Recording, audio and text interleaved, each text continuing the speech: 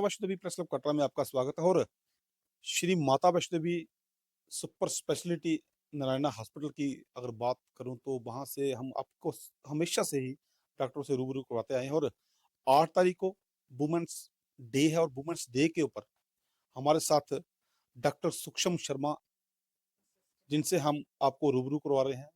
और हम आपसे बात और आपको ये बताना चाहते हैं कि महिलाओं को होने वाली प्रॉब्लम्स, महिलाओं के स्वास्थ्य को लेकर उन डॉक्टर्स के साथ, यानी कि स्त्री रोग विशेषज्ञ जो डॉक्टर हैं, गायनेकोलॉजिस्ट जिनको कहा जाता है, उनसे रूबरू करवा रहे हैं। और डॉक्टर सूक्ष्म शर्मा हमारे साथ में हैं। Ma'am, Shri Mata Vaishno Devi press club में आपका स्वागत है। आमतौर पर देखा गया कि महिलाएं जो है वो अपने स्वास्थ्य से जूझ रही है। कॉमन बीमारियां बहुत सी महिलाओं को होती हैं। ऐसी कौन सी कॉमन बीमारियां जो सबसे ज्यादा महिलाओं में है, और उन बीमारियों से बाहर निकलने के लिए महिलाएं किस तरह से डॉक्टर्स के साथ आकर मिले और उनके साथ जो है वो अपना चेकअप करवाएं? नमस्कार। जैसा आपने मेरे से पूछा कि क्या कॉमन बीमारियां हैं। देखो, एक औरत, एक वुमेन की पूरे फेज में, लाइफ में मल्टीपल फेजेस रहते हैं। स्टार्टिंग का phase adolescent phase, young girls, young लड़कियां। फिर एक रिप्रोडक्टिव फेज आता है, प्रेगनेंसी वाला फेज। फिर मीनोपॉजल फेज। जो शुरुआती फेज है किसी भी वुमेन की लाइफ का, अडोलेसेंट फेज, उसमें कॉमन बीमारियां, सबसे पहली बात ये है कि पहले फर्स्ट टाइम उनको पीरियड्स आते हैं। वो बीमारी नहीं है, लेकिन उनको काउंसलिंग की बहुत ज़्यादा ज़रूरत रहती है कि जब पीरियड्स आएँगे तो उनको अपने आप को प्रिपेयर कैसे करना है। मेंस्ट्रुअल हाइजीन एक बहुत इम्पोर्टेंट टॉपिक है, जिसके लिए उन यंग गर्ल्स को और उनके पेरेंट्स को भी, माताओं को काउंसल करना ज़रूरी है। पीरियड्स के दौरान उनको क्या-क्या क्या-क्या तरीकों से अपने पीरियड्स के दौरान वो हाइजीन मेंटेन रखनी है। और अगर पीरियड्स में इर्रेगुलरिटी हो, जैसे अगर शुरुआत में पहली बार पीरियड्स आएँ, फिर 2 महीने तक कभी तक बंद रहते हैं, फिर 2 महीने के बाद आते हैं, फिर 3 महीने किसी के बंद रहते हैं, तो घर में टेंशन हो जाती है कि पीरियड्स इर्रेगुलर हैं। बट पहले 1-2 साल किसी भी यंग गर्ल के पीरियड्स फर्स्ट 2 इयर्स इर्रेगुलर हो सकते हैं। वो एक नेचुरल फिनोमेना भी हो सकता है, बट हमको एक गायनेकोलॉजिस्ट के पास ज़रूर आना चाहिए, सो दैट वो टेस्ट करा लें, इन्वेस्टिगेशंस करा लें, कोई भी बीमारी रूल आउट हो जाए। उसके बाद हम काउंसल कर सकते हैं उनको कि ये सब नॉर्मल है, और अगर पीरियड्स हेवी आएँ उसकी दवाई भी दे सकते हैं। और इस एज में आयरन सप्लीमेंट्स, कैल्शियम सप्लीमेंटेशन देने की आवश्यकता रहती है। इस एडोलेसेंट फेज में एक और चीज़ है जिससे बहुत यंग बच्चे जूझते हैं, दैट इज़ डिस्चार्ज, लिकोरिया जो हम आम भाषा में कहते हैं। और छोटी यंग गर्ल्स हैं, घर पे डिस्कस नहीं करती हैं, आपस में डिस्कशन रहती है पीयर ग्रुप में, लेकिन फिर भी अगर उनको डिस्चार्ज है, क्या करना है, डिस्चार्ज को प्रिवेंट करने के लिए क्या करना है, सबसे पहले होता है कि हम वो होने ना दें। और अगर हो भी रहा है, किस किस्म का डिस्चार्ज नॉर्मल है, किस किस्म का डिस्चार्ज पैथोलॉजिकल है, मतलब हमको उसको ट्रीट करना है, ये हमें उनको बताना बहुत ज़रूरी है। अगर किसी भी यंग गर्ल को डिस्चार्ज हो रहा है, कॉन्टिन्यूअस हो रहा है, बार-बार हो रहा है, ट्रीट नहीं हो रहा है, तो उन्हें हमें एज़ अ गायनेकोलॉजिस्ट हमें अप्रोच करना बहुत ज़रूरी है। और हम उनको और उनके पेरेंट्स को काउंसल कर सकते हैं कि ये डिस्चार्ज नॉर्मल है, हमें इसमें घबराना नहीं है, और ये डिस्चार्ज नहीं, हमें इसमें ट्रीटमेंट लेनी है। सेकंड चीज़ आ जाती है रिप्रोडक्टिव लाइफ। रिप्रोडक्टिव लाइफ में होता है कि प्रेगनेंसी, प्रेगनेंसी में हमें क्या प्रिकॉशंस लेनी है, प्रेगनेंसी में हमें क्या ट्रीटमेंट लेनी है, उनकी कॉम्प्लिकेशन से हमको कैसे जूझना है। वो रिप्रोडक्टिव लाइफ में जो सबसे ज़्यादा प्रॉब्लम्स हमारे सामने आती हैं, एक वो होती हैं। दूसरा ये है कि गाँव में जैसे प्रेगनेंसी हो रही है, बच्चे हो रहे हैं, 2 बच्चे, 3 बच्चे, कॉन्ट्रासेप्शन एक बहुत इम्पोर्टेंट टॉपिक है, जो हमको पेरिफेरल लेवल पे भी हमारी आशा वर्कर्स को समझाया जाता है कि उनको काउंसल किया जाए कि कैसे आप कॉन्ट्रासेप्शन कर सकते हैं।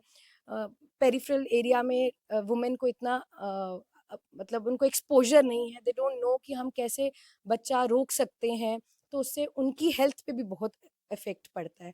इसलिए कॉन्ट्रसेप्शन के बारे में उनको बताना, इसीलिए हमारा यहाँ कैंप जो है 8 मार्च को, ना केवल टेस्ट होंगे, बट जितनी भी क्वेरीज़ हैं, जो भी पूछना चाहते हैं वो लोग कि हम कैसे अपना प्रेगनेंसी प्लान कर सकते हैं, या हम कैसे प्रेगनेंसी रोक सकते हैं, इस सब की नॉलेज देना बहुत ज़्यादा ज़रूरी है।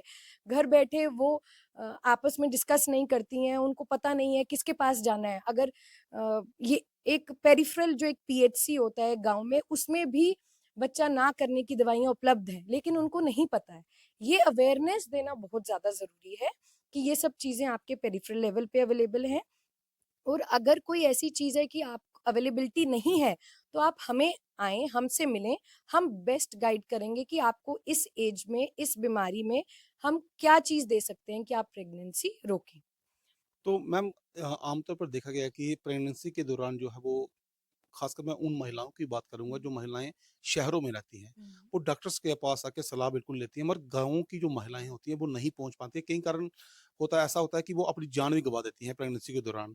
तो उन महिलाओं के लिए खास तौर पर मैं आपका मैसेज भी लेना चाहूँगा और उनको संदेश भी पहुँचाना चाहूँगा इस चीज़ को लेकर कि अगर आप नहीं आती हैं, आप दूर-दराज के इलाकों से हैं, तो प्रेगनेंसी के दौरान इंस्ट्रक्शंस किस तरह से उनकी रहेंगी, खान-पान किस तरह से उनका रहेगा कि आमतौर पर देखा गया कि जो गाँव की महिलाएँ होती हैं, वो ज़्यादा जान गँवाती हैं प्रेगनेंसी के दौरान निस्बत कि शहरों की महिलाओं के। इसका भी रीज़न यही है कि बेटर हेल्थ केयर फैसिलिटीज़ और अवेयरनेस का की कमी है। यही डिफ़रेंस है सिर्फ़ इन दोनों एरिया में।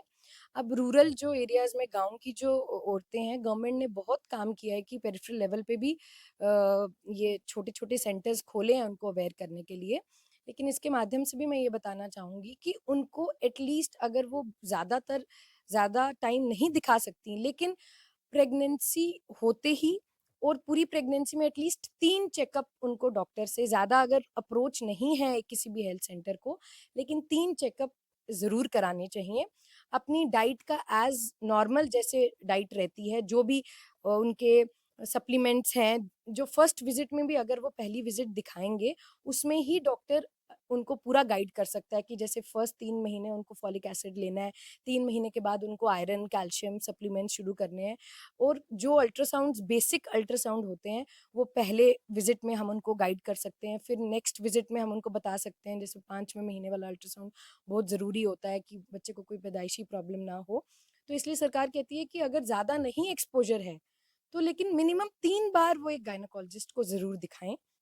उसमें हम उनको पूरी प्रेगनेंसी का पूरा वर्कअप कर सकते हैं और उसमें अगर कोई हमें हाई रिस्क मिले कि ये नॉर्मल प्रेगनेंसी नहीं है, उस हाई रिस्क प्रेगनेंसी को हम निकाल के हायर सेंटर्स पे भेजा जा सकता है। तो इसलिए उन फीमेल्स के लिए ये है कि वो अपने एरिया के लोकल सेंटर्स में एटलीस्ट 3 बार दिखाएँ।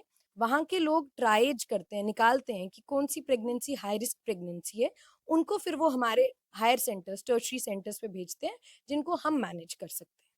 और मैम महिलाओं के द्वारा एक सवाल रखा गया कि आमतौर पर सर्वाइकल्स की प्रॉब्लम महिलाओं को बहुत ज़्यादा होती है और 30 से 50 साल की जो एज रहती है महिलाओं की, थकान सी बड़ी महसूस करती हैं महिलाएँ। क्या कारण है, क्या लक्षण है कि इस तरह से थकान और सर्वाइकल आमतौर पर महिलाओं को होता है? देखिए, जो आप सवाल पूछना चाह रहे हैं सर्वाइकल कैंसर की बहुत अ, रैपिडली डिटेक्ट हो रहे हैं बिकॉज़ डिटेक्शन के तरीके बढ़ गए हैं।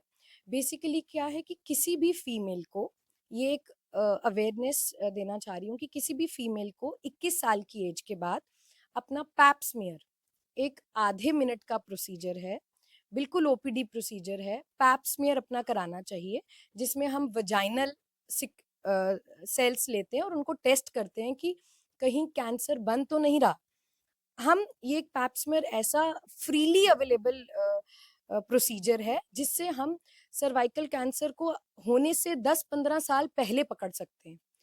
एक पैप स्मीयर की खराबी अर्ली खराबी आने में और सर्वाइकल कैंसर डेवलप होने में 10 से 15 साल लगते हैं। इसलिए कहते हैं कि सीए सर्विक्स एक बहुत ही प्रिवेंटेबल कंडीशन है।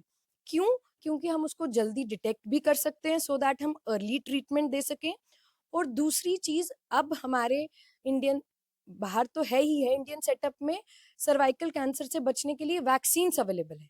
एचपीवी वैक्सीन्स जिन्हें हम कहते हैं, वो हम अपनी यंग गर्ल्स जो 9 से 14 साल के बीच की गर्ल्स हैं, हमको जैसे हम बाकी वैक्सीन जो गवर्नमेंट अस्पतालों में बच्चों को वैक्सीन लगती है, अब तो सरकार एक ये लेजिस्लेचर में भी पास होने वाला है कि सरकार इस एचपीवी वैक्सीन को नॉर्मल हमारे इम्यूनाइजेशन शेड्यूल जो बच्चों को टीके लगते हैं अस्पतालों में, उसमें ऐड करने वाले हैं।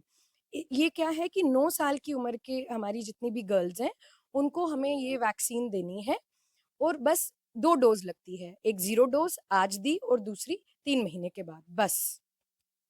ये अभी सरकार में आने से पहले जो अभी बाहर अवेलेबल है, बाहर भी बहुत महँगी नहीं है, ली जा सकती है किसी भी गायनेकोलॉजिस्ट या पीडियाट्रिशियन को दिखा के और अगले साल तक ये अब हमारे उसमें आ जाएगा।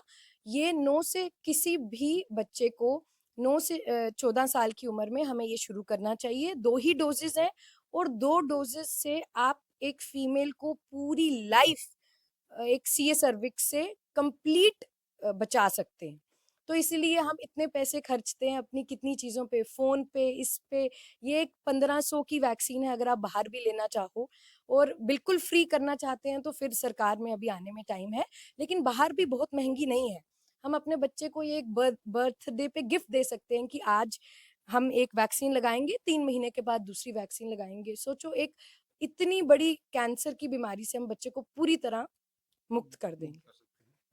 तो डॉक्टर सूक्ष्म थे हमारे साथ में और 8 तारीख को इंटरनेशनल वुमेन्स डे के ऊपर जो है वो यहाँ पर एक कैंप लगने वाला है श्री माता वैष्णो देवी नारायण हॉस्पिटल के अंदर और जो लोग इस कैंप में आना चाहते हैं डॉक्टर सूक्ष्म उनको बताएंगे कि किस तरह के टेस्ट जो है वो फ्री किए जाएंगे और चेकअप का टाइमिंग क्या रहेगी। जो महिलाएं 8 तारीख को आपसे मिलना चाहती हैं, आपको अपने स्वास्थ्य के बारे में बताना चाहती हैं, कौन-कौन से टेस्ट होंगे जो वहाँ पर आके फ्री होंगे और समय सारणी क्या रहेगी मैम? ठीक है। जो 8 तारीख को हमारा कैंप है, सुबह 9 बजे से ही शुरू है।